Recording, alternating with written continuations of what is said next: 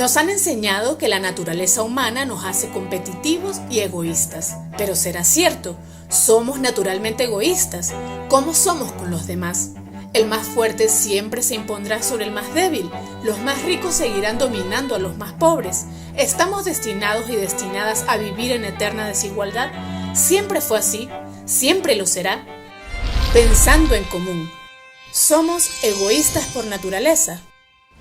A la larga y feroz historia de la lucha de clases la han sostenido diferentes relatos que explican la naturaleza humana. Y durante esa larga historia, estos relatos han terminado instalándose en el imaginario colectivo como si de verdades eternas se trataran. Pero ¿cuáles son esos relatos? ¿Quiénes los han creado? Es importante saber que estos relatos e ideas han terminado moldeando la forma en que entendemos desde la ciencia, la política, la economía, la religión y hasta la cultura, es decir, la forma en que vivimos y nos relacionamos. ¿Y en qué contexto se da? En un contexto en el cual la ideología burguesa del individualismo, de la agresividad, de la lucha de todos contra todos, de la prepotencia de las naciones más poderosas, de la visión occidentalista, eurocéntrica, del desprecio de los pueblos, del desprecio de lo colectivo. Esta ideología era una parte sustancial, digamos, de la concepción capitalista. De la creación a la evolución. Antes del siglo XIX, los biólogos naturalistas europeos tenían la idea de la fijeza e inmovilidad de las especies. No creían en la evolución, todo era creado por Dios.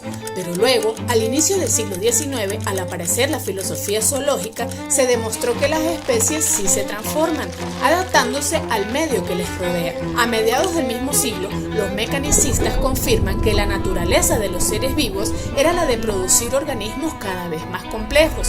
Así nace la teoría denominada Ley de la Selección Natural, basada en la idea de que las especies se autorregulan bajo un proceso de selección en el que solo sobreviven aquellos más aptos para adaptarse al medio.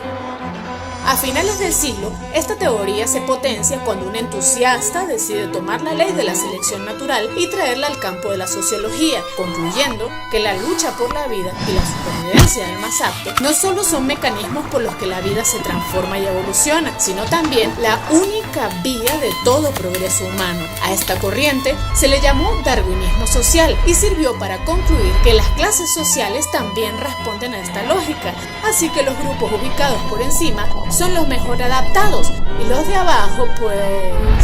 El egoísmo, ¿una virtud moral? No solo los biólogos sostuvieron estos relatos a partir del estudio de las especies y la genética. Algunos demógrafos afirmaron que el crecimiento de la población no era igual al de los recursos disponibles. Por tanto, la regulación era importante, así como frenar el crecimiento. Guerras, pandemias y hambre han sido parte de la receta. Incluso durante el siglo XX crearon todo un sistema filosófico llamado objetivismo, el cual sostenía que el egoísmo era una virtud moral, mientras que el altruismo y la solidaridad eran algo irracional. Pero, ¿no existen otras explicaciones sobre el tema? El apoyo mutuo, una nueva ética evolucionista.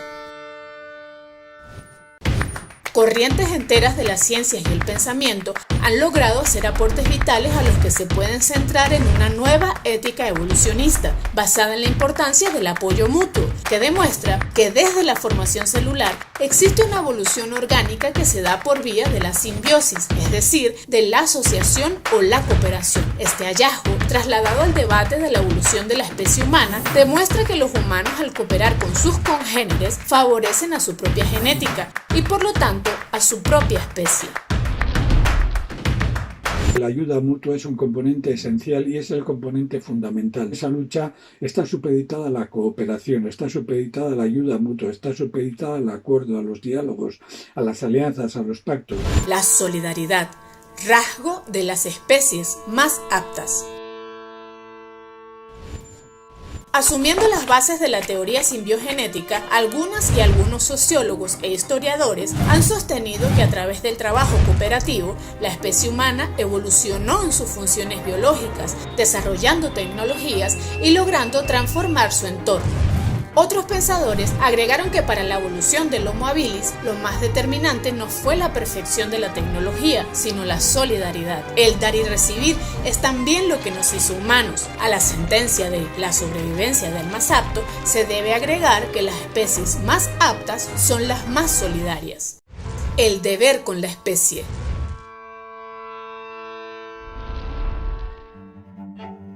Debatir sobre la naturaleza de la especie humana es tarea obligatoria del proyecto comunal venezolano.